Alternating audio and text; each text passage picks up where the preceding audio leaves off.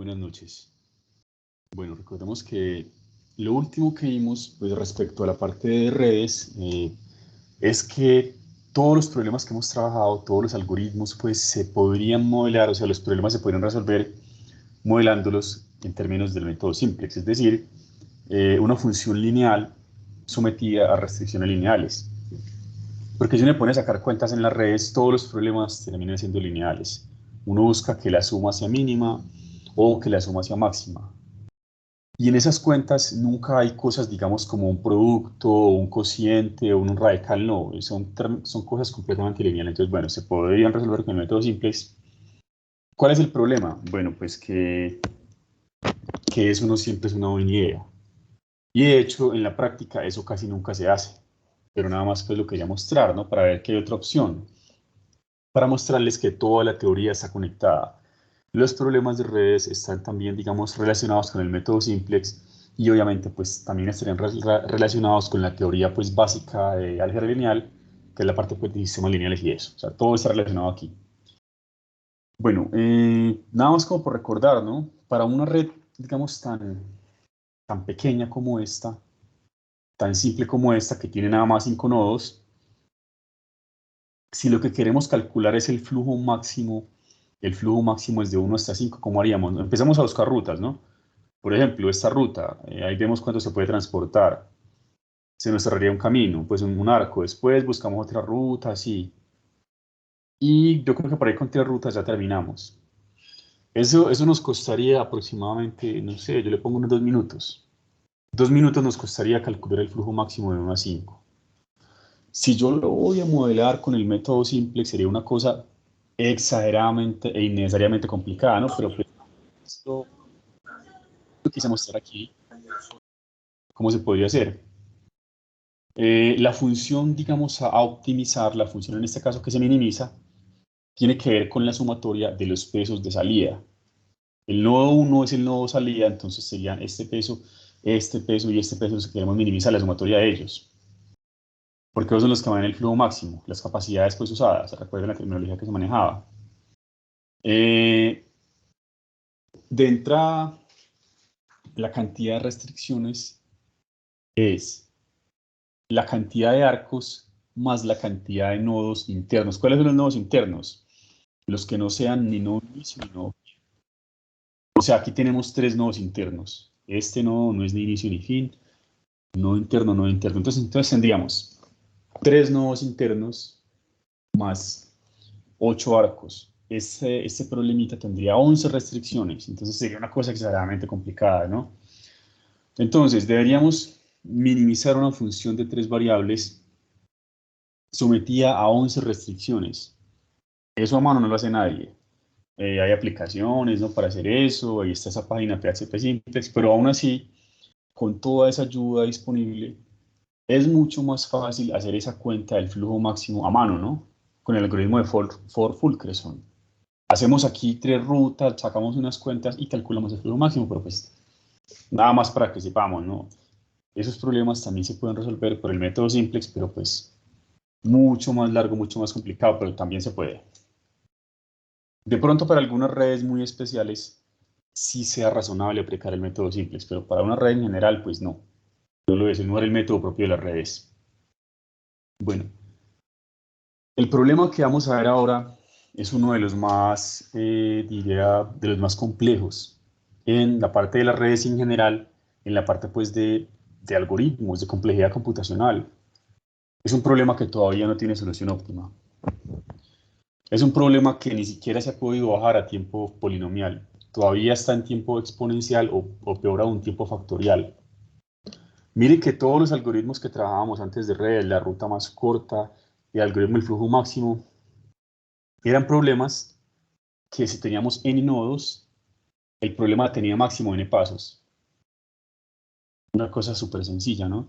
Si tenemos 20 nodos, entonces ejecutamos máximo 20 pasos. O sea, es la versión más simple de tiempo polinomial, ¿no? Podría ser algo peor, ¿no? Si tenemos n nodos, tenemos que ejecutar 2n a la 2 más 3n pasos. Un polinomio, pues un polinomio en n, no importa, ¿no? Seguiría siendo algo computacionalmente razonable, ¿no? Porque es algo polinomial. El problema es que si yo tengo n nodos, me toca ejecutar e a la n pasos, ¿no? O por ejemplo, n factorial pasos, entonces ya es algo pues, que crece exageradamente. Entonces siempre pasa eso, ¿no? Siempre se busca construir algoritmos que funcionen en tiempo al menos polinomial. No importa el grado del polinomio, pero que sea polinomial. El problema es que eso no siempre es posible.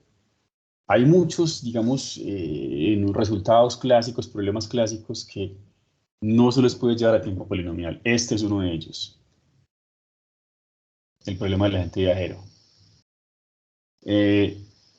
Hay problemas también que son, digamos, por el estilo, pero no tan extremos como este, que como lo es el caso del algoritmo para calcular si un número es primo, ¿no?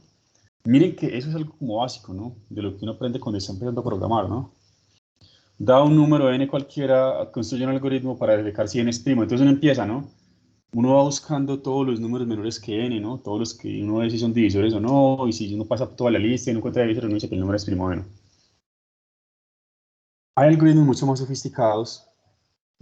sofisticados que emplean ya pues teoría de números, resultados más fuertes para determinar si un número es primo, pero aún así no existe un algoritmo eficiente que me diga si un número es primo para cualquier tipo de número. Y estoy hablando de un número, por ejemplo, de, no sé, 5 millones de cifras, un número exageradamente grande. Yo tengo un número, pues digamos, así exageradamente grande con 5 millones de cifras. Yo quisiera saber si un número es primo. ¿Cómo hacemos para un algoritmo que funcione rápido?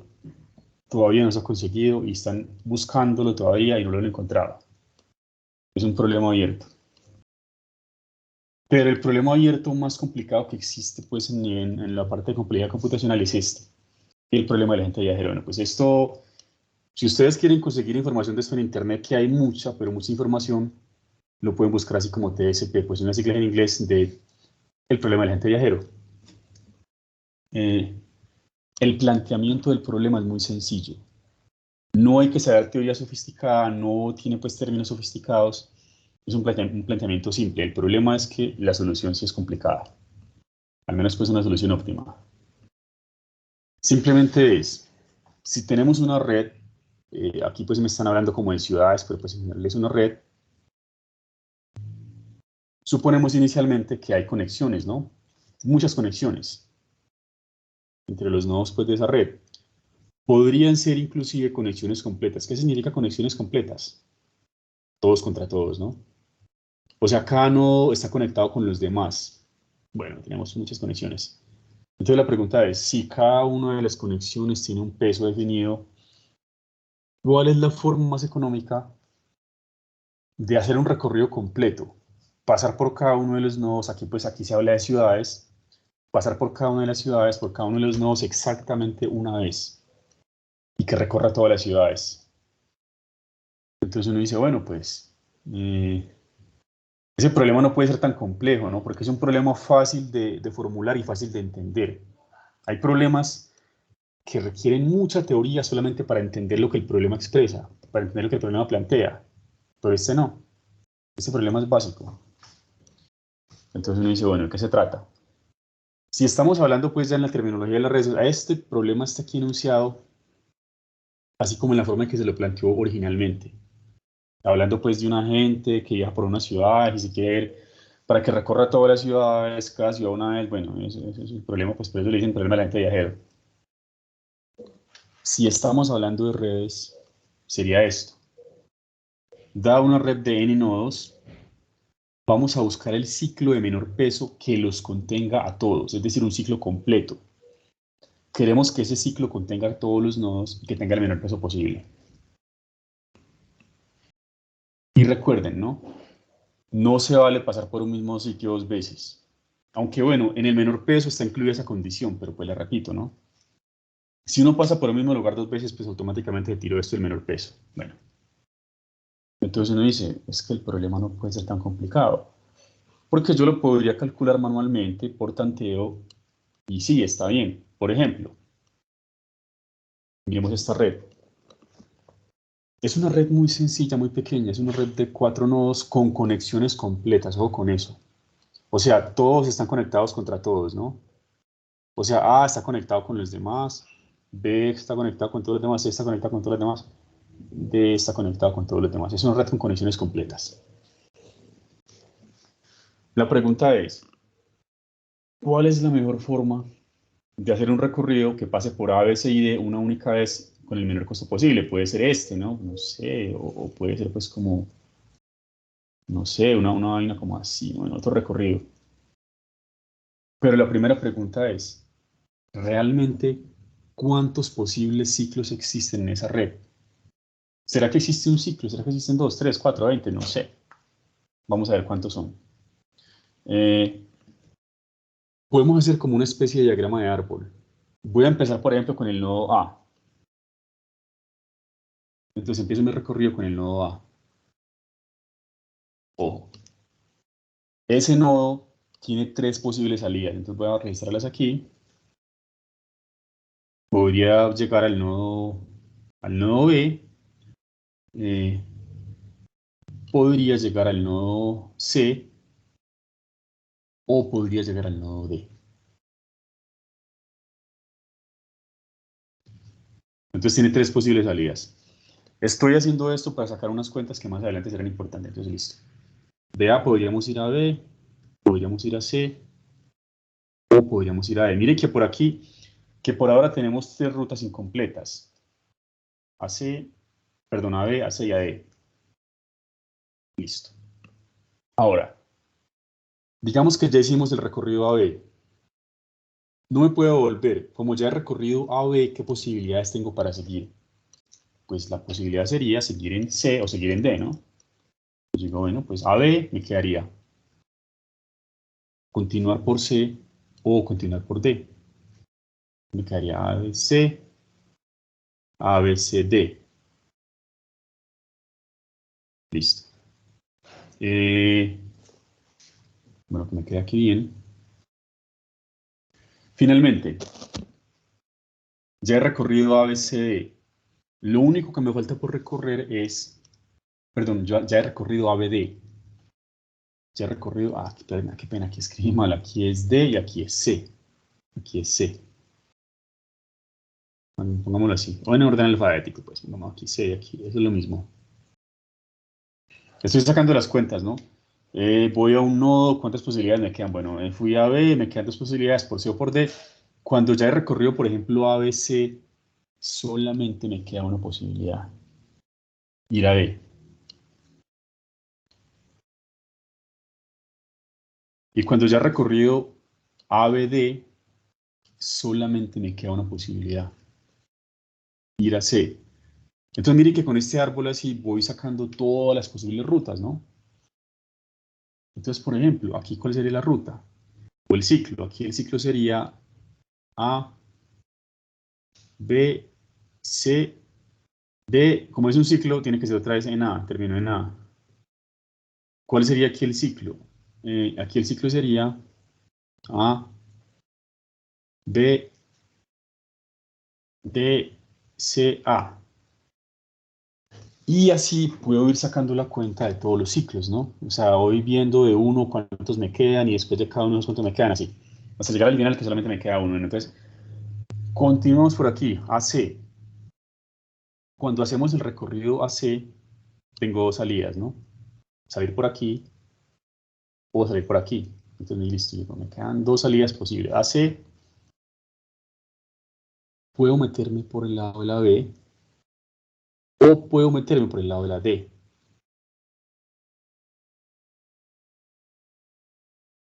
Y lo mismo, cuando ya llegamos a ese nivel ACB o ACD, solamente me queda una posibilidad.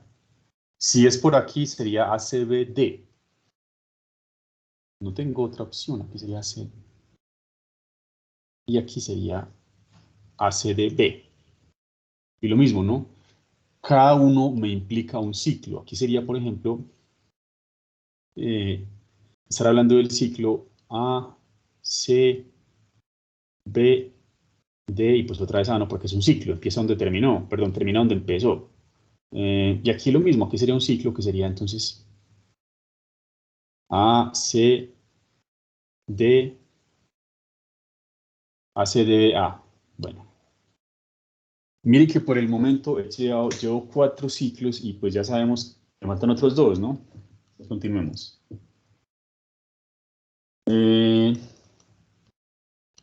Por acá, si estamos haciendo el recorrido AD, entonces cuando llego a la D tengo dos posibilidades. ADC o ADB.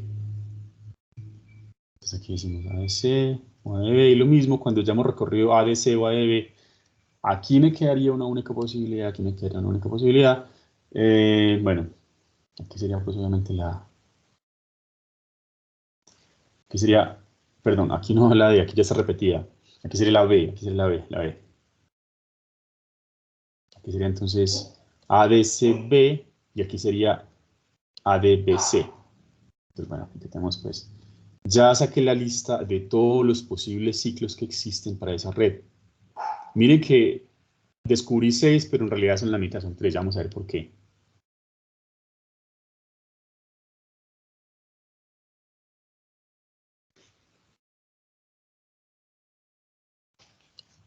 Y aquí sería entonces A, D, B, C, A. Bueno, uno puede sacar la lista de todos los posibles ciclos de una red de ese modo, haciendo como un diagrama de árbol.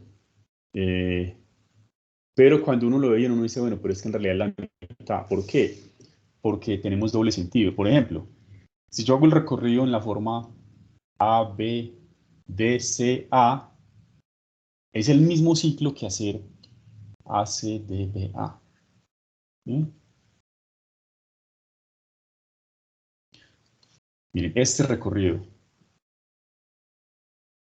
A, B, C, D, A es el mismo recorrido que A, C, D, B, A.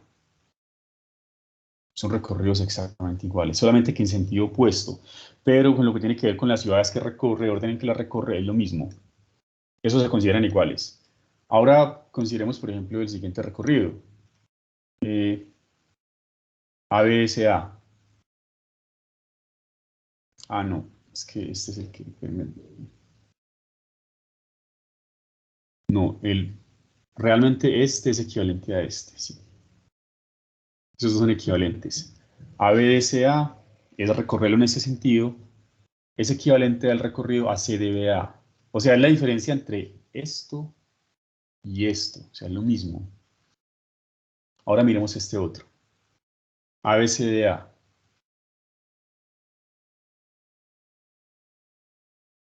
¿Cuál será el recorrido equivalente a ese? Uno que empieza con AD. Profe, ADBCA, el último. El Miren. penúltimo.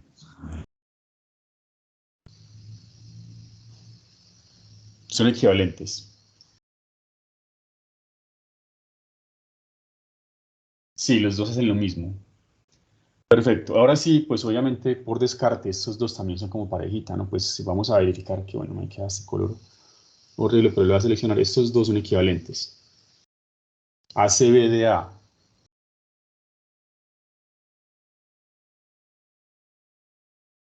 Con el ADBCA. Listo. El caso es que los recorridos que yo tengo solamente cuentan la mitad como diferentes porque siempre, si el sentido es opuesto, se considera que es un único recorrido. Entonces, bueno, voy a sacar la cuenta únicamente de los diferentes. Entonces, por favor, ustedes me van a decir cuál sería el peso total aquí. La sumatoria de los pesos aquí en cada uno de los recorridos.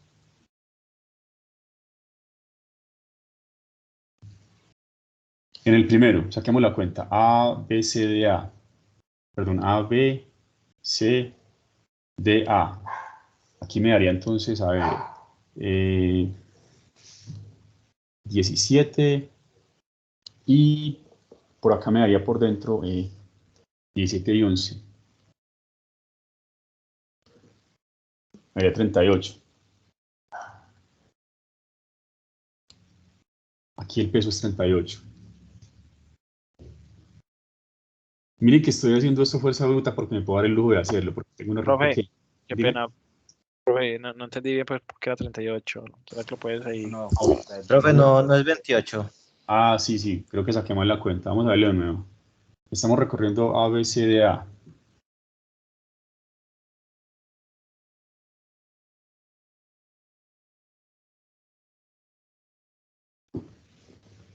Son 17 y 11, sí, pues obviamente eso me da 28. Estaba sumando 10 más, aquí listo, eso da 28. Bueno, sacamos la cuenta del otro. A, B, C, A.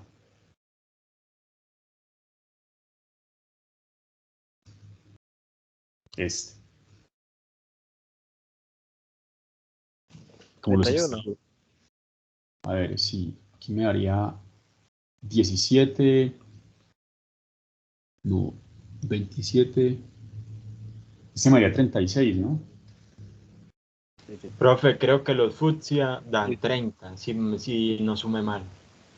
Sí. Este verde da 36, ¿cierto? Miren, dedicamos bien, por favor. Profe. Listo. Sí, los fusiamos a ver cuánto da este. 36. Vamos a sacar la cuenta de esos fucsia a ver cuánto da. ACBDA. Por aquí.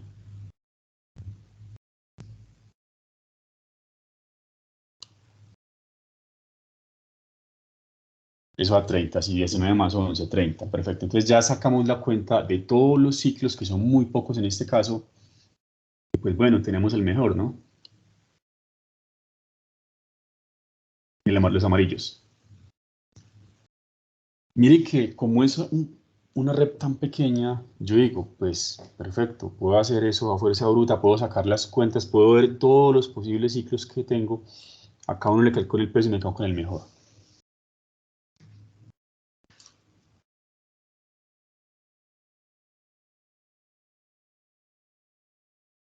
Pues ponemos aquí el ciclo completo. Cuando digo completo, pues me refiero a que pues, pasa por todos los nodos.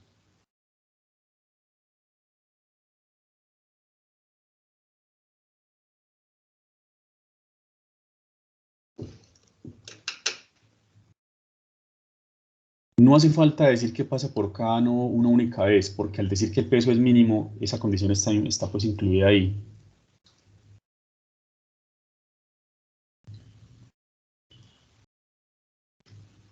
¿Listo? Lo resolvimos. Eso nos da como una idea, ¿no? Yo diría, yo puedo hacer eso para cualquier tamaño de rep con conexiones completas, ¿no? O sea, todos contra todos. Yo podría ir sacando como un diagrama de árbol, sacar la lista de todos los posibles ciclos. Después me voy a dar cuenta que en realidad son la mitad, porque son dos sentidos diferentes que se consideran iguales, el mismo ciclo. Y yo diría, pues fácil, ¿no? Yo puedo programar un código muy rápido, bueno, entre comillas rápido, que me haga eso. ¿Cuál es el problema? Que si tratamos de deducir una fórmula para esto, nos damos cuenta que esa fórmula depende del factorial. No es una fórmula, es que ni siquiera es exponencial, es peor aún, es factorial. Eso es lo peor que le puede pasar a uno en programación, que funcione en tiempo factorial. Y aquí, desafortunadamente, vamos a ver qué ocurre eso. Uno diría, pues parece sencillo, ¿no? Si la cantidad de nodos n es igual a 4, entonces la cantidad de ciclos completos es igual a 3. Uno dice, pero eso se ve fácil. Vamos a ver qué tan fácil es. Primero pongo la observación.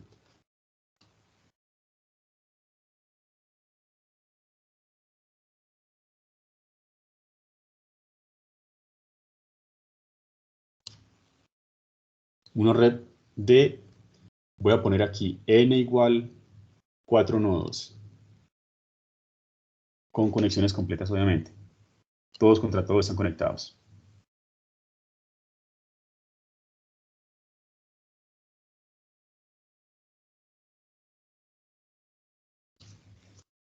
Aquí tenemos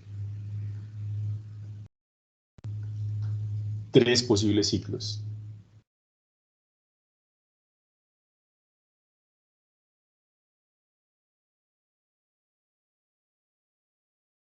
Nuevamente pongo ciclos completos.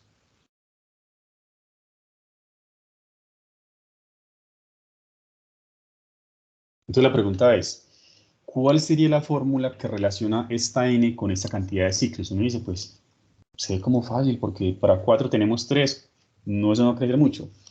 Vamos a ver cómo sería. Entonces, en general,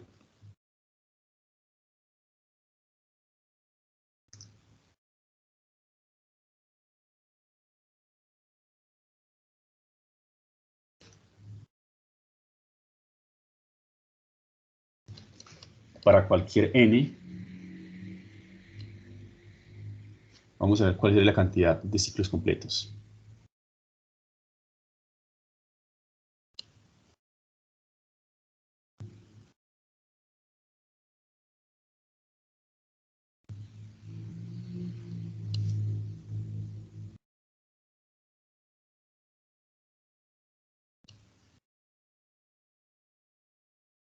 Bueno, hice este diagramita aquí de árbol porque me va a ayudar a deducir la fórmula. Miren, veamos que es como algo que va creciendo, ¿no? Y cada vez hay menos ramas, ¿no? Al inicio teníamos 3 ramas. Cada una de estas ramas tenía 2 ramitas y cada una de esas tiene una, ¿no? O sea, es un diagrama que cada vez disminuye la cantidad de ramas. Así funciona eso. Si n es igual a 4, como para un nodo tiene salida a los demás, entonces empieza con n menos 1 ramas. O sea, la primera parte es n menos 1. N menos 1 ramas, la primera salida. Cada una de estas salidas, miren, cada una de las 3 salidas tiene 2 salidas más. Es decir, pasa de n menos 1 a n menos 2. Entonces después tengo n menos 2. Y así va bajando hasta que al final, a la última, solamente le queda una rama. Y recuerden que como estamos considerando que si son sentidos opuestos es un mismo recorrido, no importa si es pues en cualquier, pues, si es, digamos así, o si es así, es un mismo recorrido, entonces esto se divide entre 2.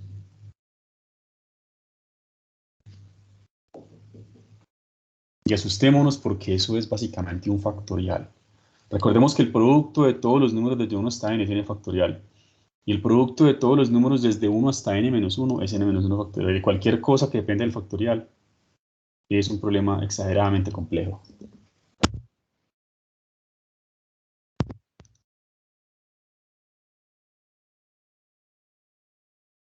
Para todos los algoritmos anteriores la fórmula siempre era, si tenemos n nodos, vamos a aplicar máximo n pasos. Y ahora estamos en algo factorial. Aquí la fórmula sería n menos 1 factorial sobre 2. Hay que tenerle miedo a ese factorial. Es lo que crece por encima de cualquier polinomio, por encima de cualquier exponencial, está el factorial. Entonces uno dice, bueno, nada más como por tantear ahí, yo quiero ver qué tan complicado se vuelve el problema a medida que aumenta el valor de n, la cantidad de nodos, la cantidad de ciudades.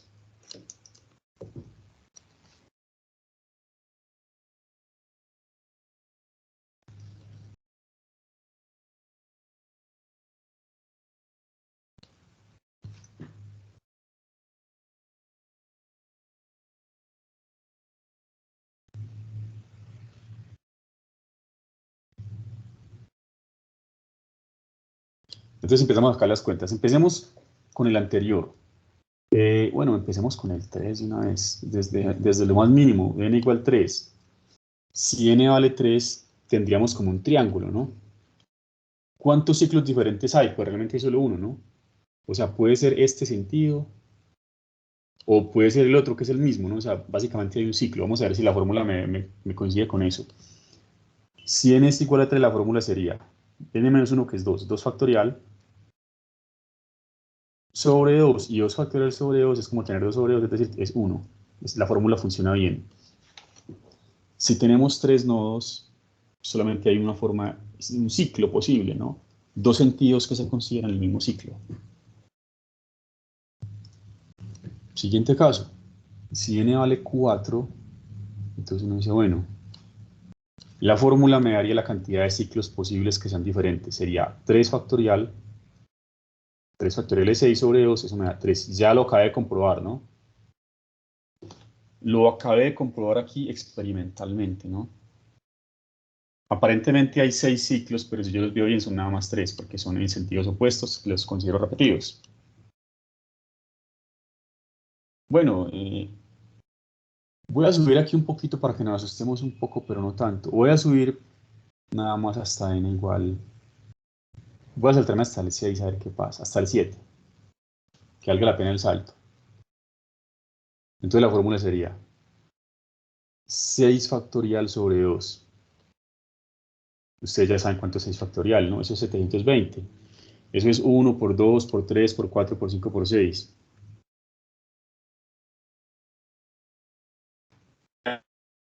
La fórmula. Entonces miren que ya empieza a crecer, ¿no? Aunque para un computador, pues eso son fracciones de segundo, no puede hacer esas verificaciones y sacar el mejor. Entonces uno dice, bueno, por ahora todavía es razonable. Entonces yo quiero saltar un poco más. Por ejemplo,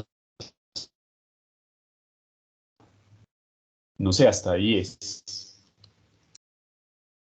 Miren que para 10 nodos sigue siendo una red muy pequeña, pero muy, muy chiquita. Entonces, ¿cuál sería la cantidad de ciclos posibles en una red de 10 nodos con conexiones completas? Sería 9 factorial sobre 2. Bueno, voy a calcular aquí este número. 9 sobre 2, yo les digo cuánto da. Eso da 182.440. Ya un número que empieza a ser grande. Pero todavía para un computador es un número súper chiquito, que se podría hacer en cuestión de segundos. Entonces uno dice, no hay problema. Una red con 10 nodos, con conexiones completas, yo la hago a fuerza bruta y la calculo, le busco el ciclo más óptimo, el ciclo completo más óptimo. Demos otro salto de 10 en 10 y vamos a ver qué pasa cuando n vale 20.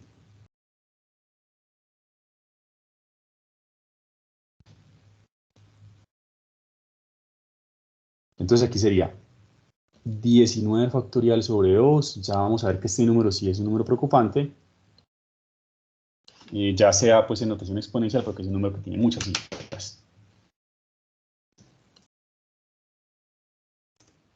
Bueno, aquí me da 6,082, bueno, más decimales por 10 a la 16.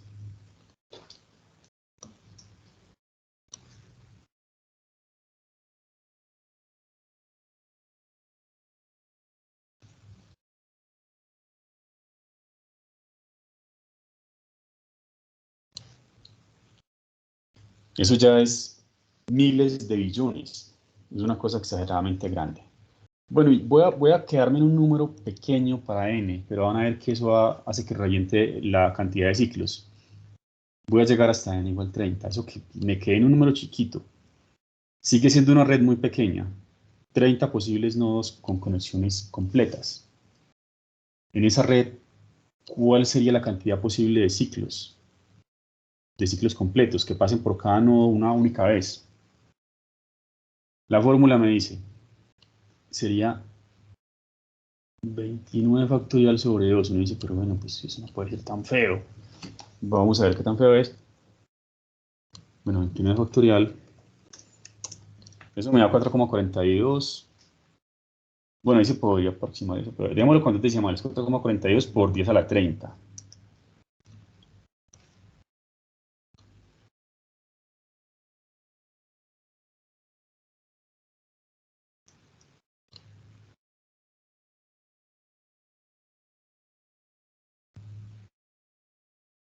Va a llegar un momento en que cualquier calculadora, o podemos estar trabajando en Python, MATLAB, R, lo que sea, va a llegar a un límite donde el programa no soporte el número tan grande y diga que hay infinito, que el número no existe, o que hay un error. Yo creo que las calculadoras aguantan como hasta 90 factorial, y ahí no soportan más. En MATLAB, cuando uno pone como 150 factorial, ya como que el programa se revienta, y voy a verificar aquí, y ya dice que hay infinito, obviamente eso no es infinito. 150 me lo calcula. Como por el orden de 100, es como por el orden de 180, 190 que ya el programa se revienta. Entonces, esos números son tan grandes que llega un momento en que el programa ya no los aguanta. Dice que es infinito o que es un error. Bueno, el caso es que el factorial crece demasiado rápido. Pero para que tengan una idea de qué tan grande realmente es ese número, es que yo lo veo, no, pues que 10 a la 30. ¿Qué es 10 a la 30? Eso es algo pequeño. Mi computador calcula eso en 5 minutos. No. Vamos a ver.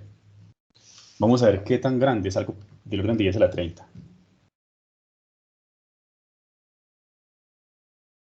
Pongámoslo en tiempo.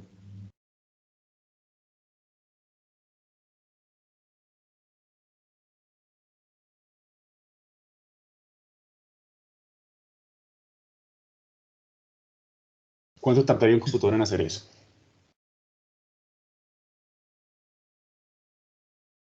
Listo. Vamos a suponer que tenemos un computador así pues, última tecnología, que es capaz de calcular 1.000.000 de ciclos por segundo. O sea, él coge, hace 1.000.000 de ciclos, a cada uno le calcula su peso total y los compara, bueno, 1.000.000 de ciclos por segundo.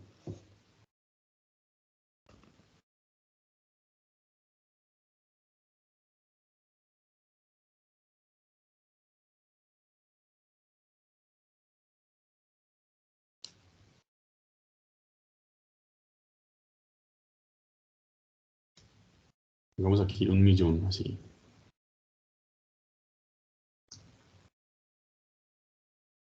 Pues ya sabemos que 1.000.000 es 10 a la 6, ¿no? Así para que entienda más fácil la operación que va a hacer ahora. Que calcule 10 a la 6 ciclos por segundo. Es muy difícil que un computador llegue a ese nivel, pero pues estamos siendo optimistas, ¿no? Para una red grande hace 10 ciclos por... O sea, no es 10 operaciones por segundo. Cada operación involucra más operaciones. O sea, cada ciclo involucra muchas operaciones. Yo estoy diciendo que hace 10 a la 6 ciclos por segundo.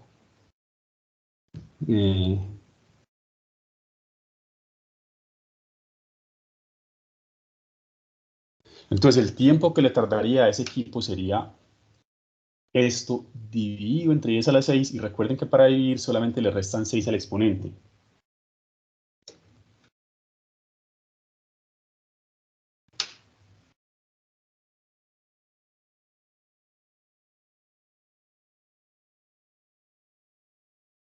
Uno a veces como que subestima los números. Cuando uno los ve con notación exponencial, uno dice, ese número no puede ser tan grande. Eso un computador lo calcula en 2 minutos, en 1 minuto, en un día, en 2 días, pero a veces uno lo subestima demasiado, porque uno no entiende qué tan grandes son porque son en notación exponencial. Esto me daría entonces, pues, como les dije, ¿no? El computador, el equipo tardaría el siguiente tiempo en hacer el cálculo de todos los posibles ciclos y comparar todos los resultados. Aquí sería a la 24. Segundos. Es muy curioso porque tendemos a tener como esa impresión. Si a mí me dan un tiempo en segundos, yo creo que el tiempo es pequeño. Me pueden decir 1.000.000 de segundos, no, pues es que son segundos. 1.000.000.000 de segundos, no, es que son segundos. A veces tenemos como esa falsa impresión. Si me lo dan en ciclos, creo que es grande, pero si me lo dan en segundos, creo que es pequeño. No necesariamente tiene que ser pequeño. Hay que ver qué tan grande es el número que le acompaña. Entonces, es que son segundos, ¿no? No importa que se empiece a la 24, pues son segundos. Y ese tiempo no puede ser muy grande. Saquemos una cuenta así como de escuela, ¿no? El típico problema de escuela, que ¿cuántos segundos tiene un año? Saquemos la cuenta. Vamos a ver eso a cuántos años equivale.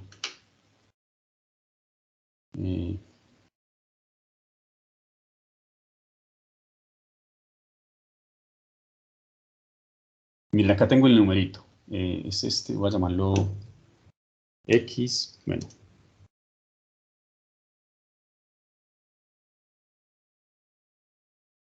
Es este. Voy a llamarlo X. Ahí está, ¿no? 4,42. Lo primero que hicimos fue dividirlo entre 10 a la 6. Entonces nos queda, bueno, 4,42 por 10 a la X dividido entre 10 a la 6, ¿no? Entre 1.000.000. Ahí está, ¿no? Sí, me queda algo por el orden de 4, pues a la 24. Ese resultado, si lo quiero pasar a años, me tocaría dividirlo entre ¿qué? Vamos, ¿no? Pues entre 60, le estaremos pasando a minutos, ¿no? Si el resultado anterior vuelvo y lo divido entre 60, lo estaríamos pasando a horas. O sea, esto que estoy viendo acá es pasado a horas. Y si el resultado anterior lo divido entre 24, lo estoy pasando a días. Ahí voy en días. Si este resultado anterior lo divido entre 365, lo estaría pasando a años. ¿Cuántos años son eso? Esos son miles de billones de años. O sea, es una cosa increíble, ¿no? Un computador que tenga esa velocidad para una red tan pequeña de 30 nodos nada más con conexiones completas, tardaría miles de billones de años en hacer los cálculos. Entonces ustedes dicen, no, pero es que la computación cuántica, ¿no? Uno lee por ahí noticias que la gente de Google tiene un computador que un problema que se hacía en 200 años lo hace en 2 minutos. Eso de pasar de años a minutos, estamos diciendo que la mejora es del orden de 10 a la 6, de millones. Significaría que este problema que tardaría miles de billones de años, tardaría, no sé, 1 millón de años o algo así, o sea, no sería como algo razonable. Seguiría siendo algo exageradamente largo. O sea, la computación cuántica no sería la solución aquí. Ahora imaginemos que, por ejemplo, fueran 50 nodos, ¿no? No, una cosa pues completamente exagerada. El caso es que este problema, como depende del factorial, crece muy rápido. No se trata de que haya un computador más veloz que la computación cuántica, este problema no se lo puede resolver así. Miren, el tiempo sería de miles de billones de años, bueno, 1,4 por 10 a la 17 años.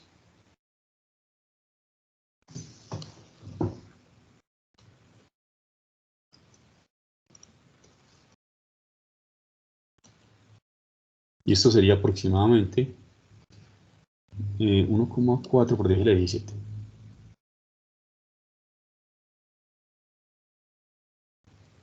Eso es mayor que la edad del universo. Pues según los científicos, la edad del universo es 13.000 millones de años. Eso es mucho mayor que 13.000 millones.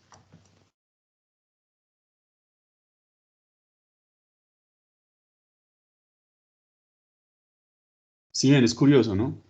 Si a mí me dan esto en segundos, yo creo que es poco, pero si me lo dan en años, ya como que me asusta, ¿no? Son miles de billones de años.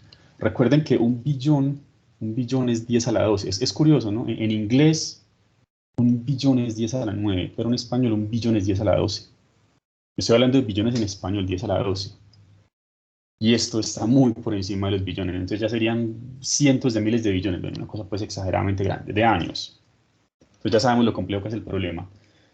Ese problema, obviamente, no se resuelve a fuerza bruta. Hay una serie de algoritmos, nos podríamos quedar todo el semestre, hay gente que se dedica solamente a este problema, hay tesis de doctorado que solamente se enfocan en ese problema. Problema pues muy complejo. Hay un conjunto de problemas que se pueden dividir en dos grupos. Unos que dan soluciones aproximadas, soluciones no exactas, métodos que se llaman heurísticos, y otros que dan soluciones exactas. Generalmente se aplica a los métodos heurísticos. Uno dice, pero ¿para qué busco una solución aproximada si hay un método que me da la solución exacta? ¿Por qué? Pues por esto, ¿no? O sea, no existe un método que dé soluciones exactas para este problema que funcione en tiempo polinómico.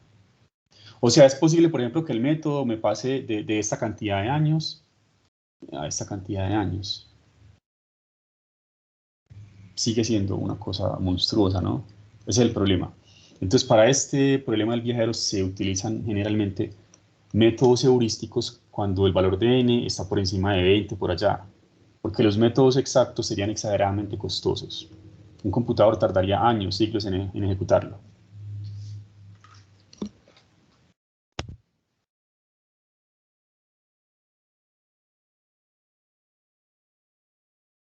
Pues pongamos acá, ¿no? Para que nos dé más miedo.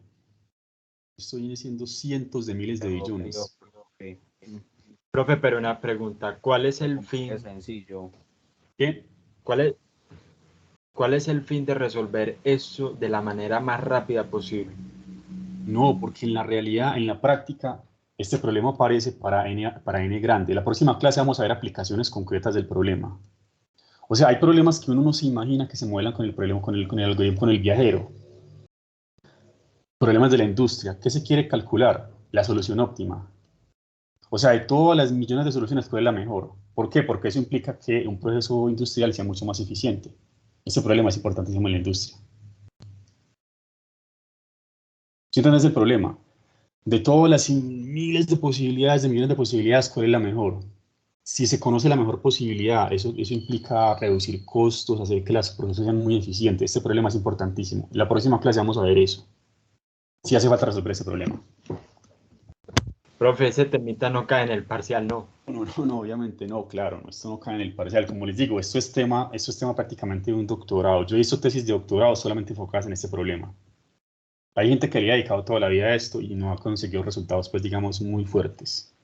Esto es bueno conocerlo como por cultura general, saber que es un problema complicado, saber que existe y saber que este problema no depende de la velocidad de un computador. Es un problema que destruye cualquier computador. Y la próxima clase vamos a ver básicamente las aplicaciones del problema. Hay aplicaciones industriales muy interesantes que dependen de este problema. Y hacer que un proceso sea simple depende de la solución del problema. No, obviamente, pues esto no es parte del examen.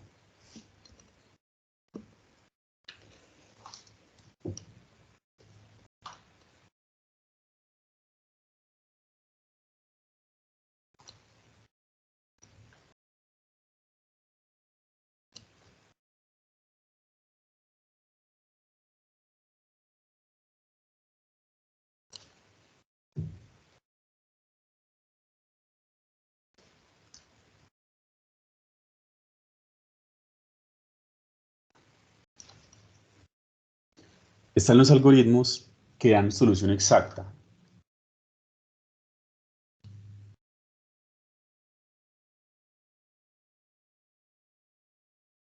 Miren que dentro de los algoritmos de solución exacta estaría incluido la fuerza bruta, ¿no? O sea, yo cojo el problema, le calculo todos los posibles ciclos y me quedo con el mejor, pero pues ya vieron, ¿no? Ya vieron lo que costaría eso. Pero técnicamente es un algoritmo, ¿no? Y como les dije, todos los algoritmos que den solución exacta funcionan en tiempo exponencial. Lo máximo que se puede bajar a exponencial, no se puede bajar a polinomial, solamente exponencial, que sigue siendo exageradamente grande. Que son como los niveles, ¿no? Polinomial, exponencial y factorial. Eso no se puede bajar todavía a polinomial. Y se cree que eso nunca va a bajar a polinomial. Eso es algo pues, que está por encima teóricamente no se podría, pues digámoslo así. Y hay un grupo de algoritmos que son los que más se usan para valores de n, pues como mayores de 20, que son los que dan soluciones aproximadas que se conocen como algoritmos heurísticos. Es tan costoso un algoritmo exacto que se prefiere un algoritmo aproximado.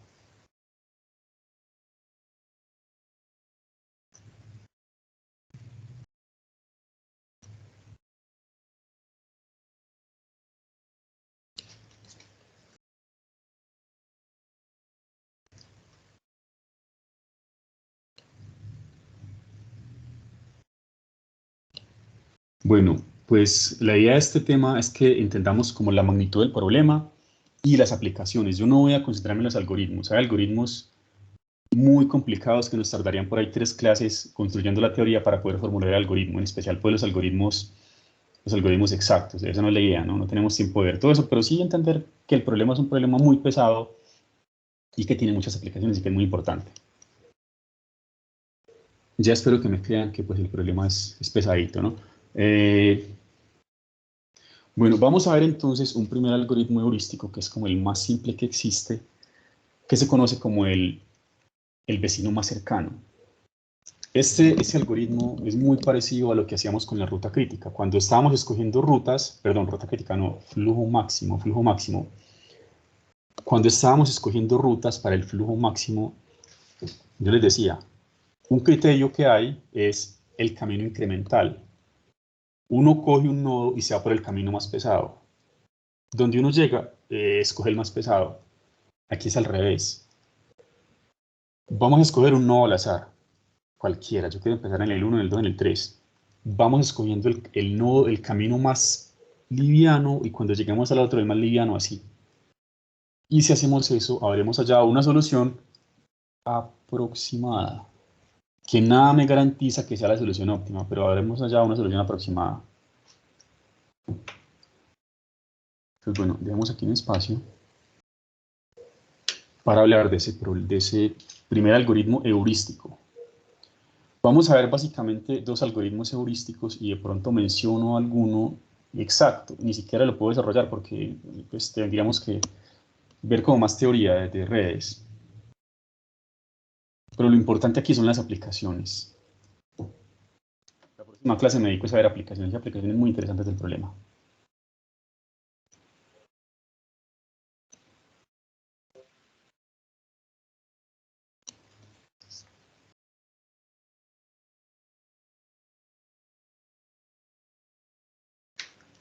Este del vecino más cercano es un algoritmo heurístico.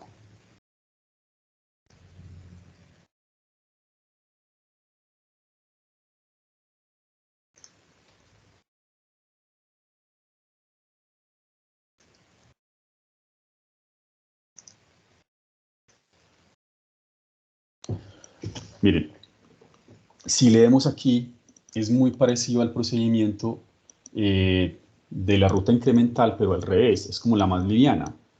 Se inicia en un nodo cualquiera. De todas las conexiones que tiene ese nodo, cojo la menor. Es decir, llego al vecino más cercano. Es el que tiene el menor peso respecto a él. Y después continúo con el mismo principio. Obviamente no me puedo devolver. Y cuando hayamos completado un ciclo, uno dice, bueno, ahí completé un ciclo que pues es muy liviano, pero nada me garantiza que sea el más liviano de todos. Vamos a aplicarlo para que aprendamos a trabajar con tablitas. Ya saben que esa tabla es básicamente una matriz de adyacencia. No pongo nada por acá abajo porque no hace falta. Sabemos que es simétrico, ¿no? Sabemos que aquí simétricamente está ubicado un 10, aquí hay un 8, y pues aquí hay un 12, o sea, esto es simétrico. Aquí habría un 15, entonces no hace falta que pongamos nada abajo. Esta es la famosa matriz de adyacencia. ¿Por qué lo expreso en una tabla y no en una gráfica? Porque miren, si estamos hablando de una red que tiene 7 nodos y donde las conexiones son completas, esa gráfica me queda un poquito maluca, ¿no? Porque entonces serían todos contra todos aquí. Esa gráfica queda pues bastante incómoda de pintar, ¿no? Y hacerle pues como los nodos ahí, perdón, las conexiones, ¿no? Queda pues un enredo, entonces no. Para no tener que hacer esto, podemos trabajar nada más con la tabla. De hecho, todo lo que hacíamos antes encima de las redes se puede hacer con una tabla. En ese momento lo quería hacer con una tabla. En especial el algoritmo que vamos a trabajar ahora. Este algoritmo depende del punto de partida. Si yo empiezo en el nodo 1, en el nodo 2 o en el nodo 3, es posible que tenga resultados iguales o es posible que tenga resultados diferentes.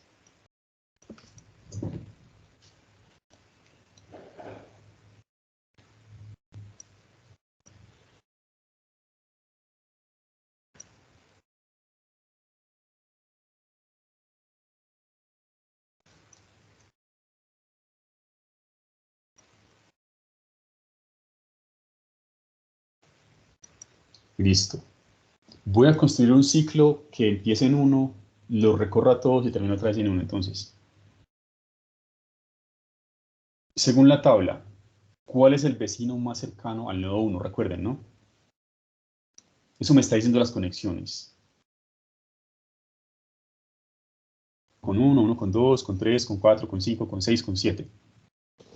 ¿Cuál es el vecino más cercano a 1? Pues el número menor, ¿no?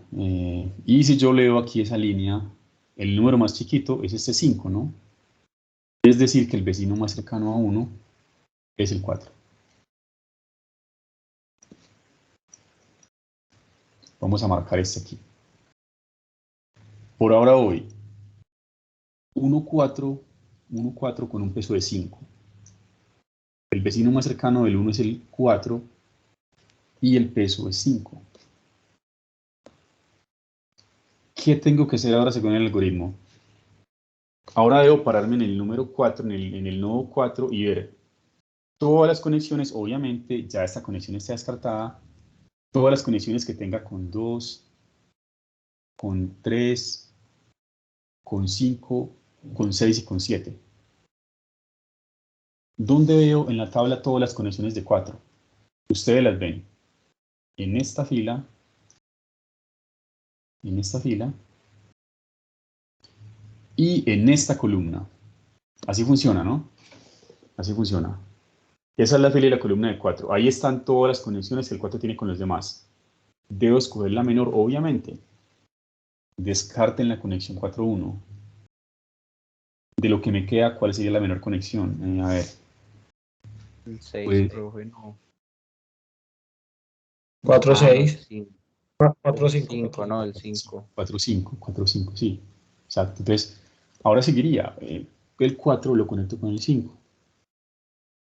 Y tiene un peso de 13. Listo. Cada que avanzo tengo menos posibilidades de conexiones, pero siempre escojo la menor. Ahora, de todas las conexiones que tiene el 5, ¿dónde encuentro las conexiones de 5? Están aquí en esta columna, en la columna del 5, en la columna del 5 y en la fila del 5. Obviamente están descartadas 5.1 y 5.4, porque yo no puedo volver. 5.2. Exacto. 5.1 sería buena, pero está descartada, ¿no? Porque ya Sí. me estoy devolviendo. Entonces seguiría en orden 5.2. Perfecto. La que yo veo muy óptima es esta, 5.2, con un peso de 9.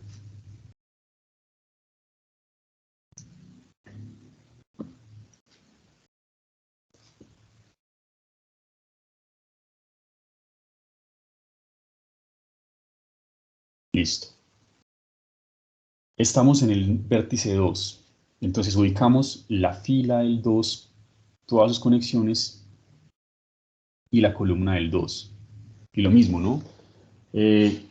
Todas las conexiones, pero en este momento, ¿qué me queda? No puedo hacer conexión 2, 1, 2, 4, 2, 5. Me quedarían posibles conexiones con quién? Con 3 y con 6 y con quién más. Con el 7. Con el 7. ¿Cuál es la mejor? 2, 3, 2, 6 o 2, 7. 2.7. Exacto, esa es muy buena. Entonces 2, 7. Con un peso de 4. Miren que ese algoritmo es muy fácil de aplicar a mano y muy fácil de programar. El problema es que no se garantiza que las soluciones sean muy, muy buenas, que digamos. Es posible que haya soluciones mucho mejores que esta, pero pues bueno, al menos ya una solución.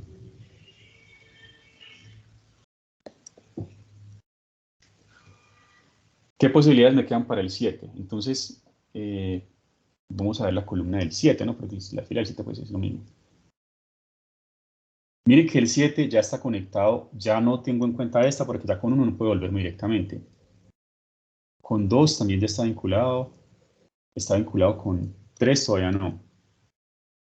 Con 4 ya está vinculado. Miren que básicamente me queda muy poco por escoger, ¿no? El 6 y el 3. Exacto. Entre el 6 y el 3, pues bueno, yo creo que esta es la mejor, ¿no? De lo poco que hay, eso es lo mejor. Entonces me quedo con esta. Profe, ¿por qué no se puede escoger la del 5 con 7? Porque sería El repetido. 5 ya está y se cerraría. O sea, no nos Ah, Se podemos devolver. repetiría. Exacto. No hemos cerrado el ciclo todavía. Es con cualquiera diferente a esto. Sí, ese es el problema. Cada vez nos quedan menos posibilidades. Bueno, ¿cuál fue que me dieron? La del 3, esta. Perfecto. Vamos bien, entonces sería 3. Y ahí el peso es de 25.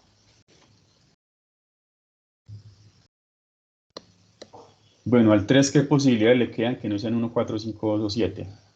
El Ese no le 6. queda casi nada, exacto. Le queda pues el 6. Ya ese le acabaron las posibilidades. Y la conexión 3, 6, ¿dónde está? Al 1. Y ahora sí, para cerrar el ciclo, 6, 1.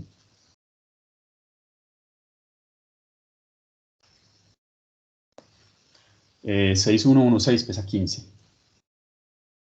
Miren, ya habíamos sacado la cuenta de las posibilidades para esta red. A ver, Espera, no pesa 20, profe. sí, pesa 20, no sé por qué puse 15, pesa 20, claro. Ya hemos sacado la cuenta, o la sacamos nuevamente. Bien. Tenemos 7 nodos. Miren que todavía no es exagerado, ¿no? Para 7 nodos hay 360 posibilidades. 360 posibles ciclos diferentes, completos. Estoy mostrando uno que no sé qué tan bueno sea realmente. Pero, o sea, lo que se dice es que este al menos está dentro del 20% de los mejores. No se garantiza que sea el mejor, pero está por allá entre el 20% de los mejores. Eso es lo que más o menos se garantiza con cierta probabilidad. ¿Cuál sería una forma de mejorar ese algoritmo? Yo diría, voy a correrlo empezando en cada uno de los nodos y me quedo con la mejor solución. Bueno, ¿cuánto me dio esto aquí? Saquemos las cuentas. Es posible que si lo corro desde otro nodo tenga una solución diferente y tal vez mejor que esta, porque este resultado depende del nodo inicial, porque el algoritmo pues obviamente no es exacto. Y de hecho es bastante inexacto. Colombia, combatiente venceremos, Ejército Popular de Liberación, EPL. Pues 106 da. 106, listo. Entonces, ¿es posible que haya una mejor con el algoritmo? Sí, o sea, lo que se acostumbra a hacer es eso. Miren que el proceso es bastante simple para una red pues, de tamaño regular. La red puede ser muy grande y el proceso seguiría siendo simple. ¿Qué es lo que se aconseja hacer? Hacer esto para cada uno de los nodos y después quedarnos con la mejor solución. Entonces, por ahora tenemos que un peso total de 106. Profe, ¿y cómo se dio cuenta que estábamos dentro del 20% mejor? No, es que exacto, eso es como lo que la gente que trabaja con ese algoritmo supone que se está dentro de ese porcentaje con cierto margen de error. O sea, es una cosa completamente, es un acto de fe. Eso es un acto de fe. Eso pasa con los métodos numéricos. De pronto ustedes ya vieron ese curso, ¿no?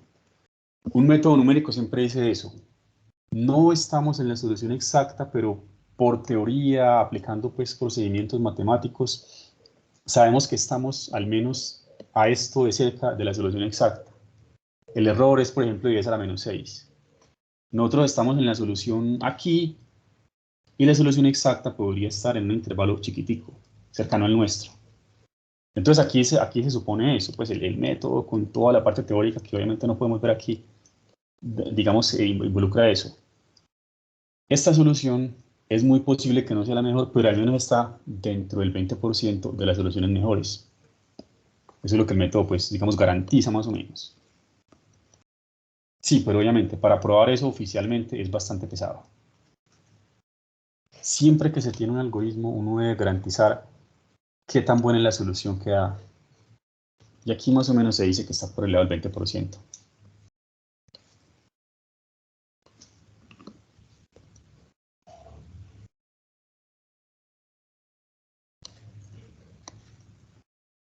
Entonces aquí el total fueron 106. ¿Será que hay una ruta que sea mejor que esa? Con toda seguridad la hay. No sé, pero es muy difícil que este algoritmo dé la solución exacta. Si uno tiene suerte, la da.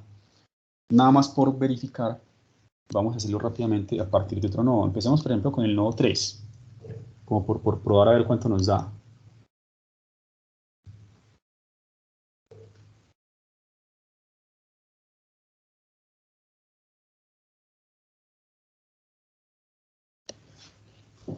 Eso es como muy típico en los métodos numéricos.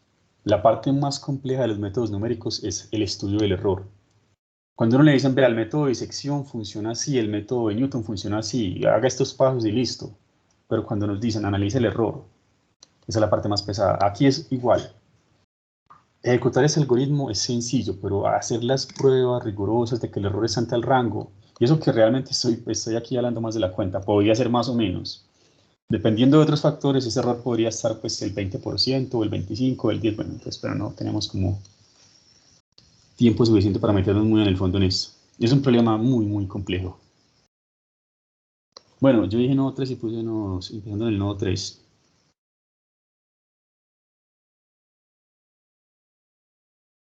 Queremos hacer un ciclo que empiece en 3, termine en 3, a ver cómo nos va. Entonces 3, lo mismo, borremos aquí. De todas las conexiones que tiene el 3 con los demás, que las encontramos aquí y aquí, la mejor, pues ¿cuál sería? ¿No? Sería esta, que sería la conexión 1-3 o 3-1. Entonces yo diría que el 3 está conectado con el 1, con un peso de 8. Miren que ustedes dicen, no, pero es que entonces ahora sigue el anterior, no necesariamente. Seguiría el anterior más o menos hasta aquí. Vamos a continuar a ver cómo nos va. Listo. De todas las conexiones de uno con los demás, ya saben en dónde buscar, ¿no? Buscamos pues aquí en la primera fila. De todas las conexiones de uno con los demás, el más liviano está aquí, que es la conexión 1-4. Por ahora va quedando igual, ¿no? Pues del anterior, 1-4. Con un peso de 5. Ahora seguimos con el 4. De todas las conexiones que tiene el 4 con los vecinos, que están aquí y aquí, ya saben que no se cuentan el 4.1 ni el 4.3 porque ya están con eso, ya están pues antes. ¿Cuál es la más liviana?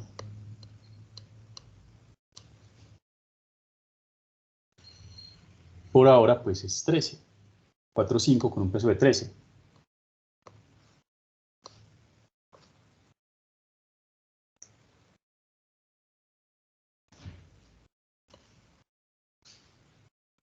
Voy en el nodo 5. Todas las conexiones de 5 con los demás se encuentran aquí y aquí. Ya saben que están descartadas 5.3, 5.1, 5.4. Entonces lo que me queda sería 5.2, 5.6, 5.7. ¿Cuál es la menor?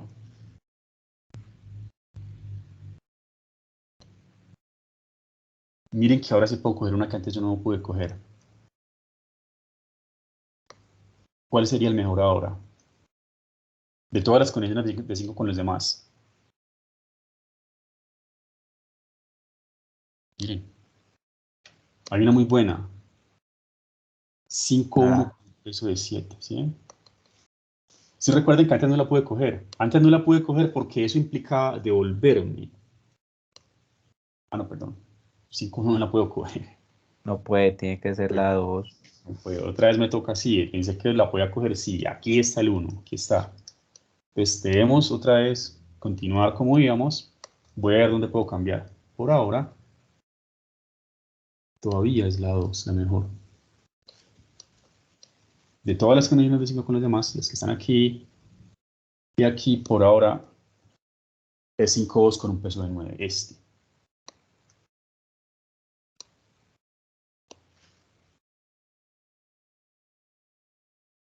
Listo. Vamos en el 2 y mire que cada vez las posibilidades disminuyen. De todas las conexiones de 2 con los demás, se descarta 2, 3, 2, 1, 2, 4 y 2, 5. De todas las conexiones de 2 con los demás, ¿cuál es la menor? La de menor peso. 7. 7, no. Es 7.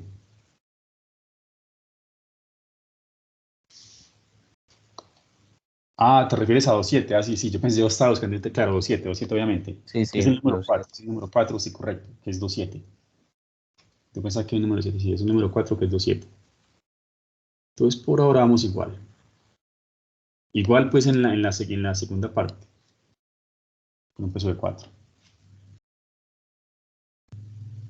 Aunque mire que empezamos diferente. Vamos a ver qué tanto afecta eso al final. Ahora, estamos en el nodo 7. Ya sabemos dónde están sus conexiones. Están aquí. Y están descartadas ¿cuáles? Con el 3, con el 1, con el 4, con el 5.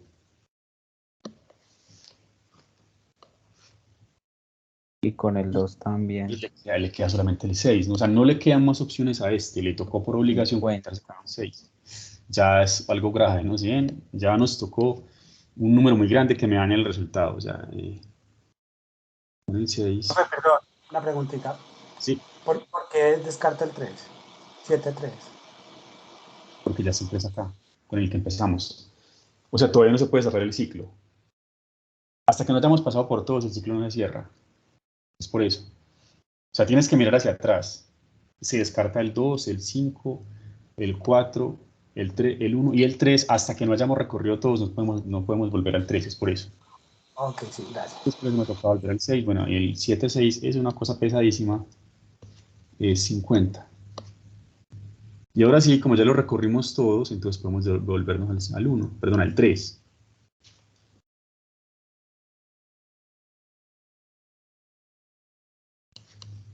Y 6.3, ¿cuánto pesa? 6.3 o 3.6. 30. 30, perfecto. Yo creo que por encima se ve que este es más pesado, ¿no? Sacamos las cuentas.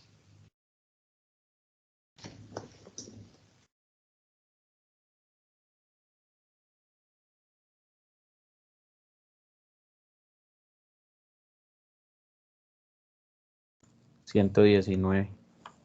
Sí, un poco más pesado.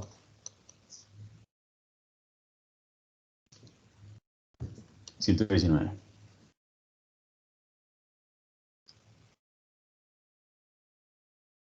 Miren que una forma de tener una solución un poco mejor es esa. Como ese algoritmo pues es bastante simple de aplicar, es muy poco no es costoso pues a la hora de ejecutarlo, podríamos correrlo para cada uno de los nodos y quedarnos con la mejor respuesta.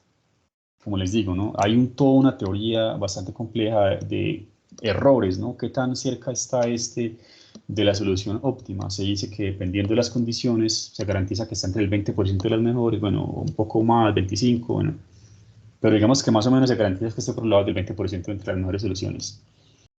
Si yo tengo la lista de todas las 360 posibilidades, entre el 20% de las mejores estarían incluidas estas. Hay una posibilidad muy grande que estén metidas ahí. No se garantiza que sea pues la mejor. Y tenemos suerte, tal vez sí. Bueno, hay otro algoritmo que también es heurístico, pero obviamente es mucho más sofisticado que este. Es tan sofisticado que dentro de ese algoritmo ejecuta otro algoritmo. Ese algoritmo que vamos a ver, bueno, eso ya lo veré en la próxima clase porque ese algoritmo sí dedica más tiempo. Se conoce como el algoritmo de Cristófides. Empieza ejecutando el algoritmo de Kruskal. Recuerden que el algoritmo de Kruskal es el que calcula el árbol de mínima expansión. El primer paso es construir el árbol de mínima expansión. Y después saca unas cuentas de nodos pares, nodos impares, que eso lo vamos a ver en la próxima clase, y hace otros procedimientos. Y llega a un resultado que podría ser mucho mejor que este. Entonces, la próxima clase voy a ejecutar ese algoritmo a ver cómo nos va. A ver si de pronto logramos mejorar este 106. Es posible que estemos en una solución exacta, o muy cercana a la exacta, o tal vez no. No sabemos. Bueno, entonces dejo hasta aquí por hoy. Recuerden que el parcial pues, lo voy a habilitar desde las 6 de la tarde hasta el viernes a las 2 de la tarde. Esta vez les voy a dar un límite de 3 horas para que lo resuelvan. Ya saben que es un intento, ¿no? Ustedes se conectan a cualquier hora, entre las 6 de la tarde y las 2 de la tarde del día siguiente, pero cuando lo abran tienen exactamente 3 horas.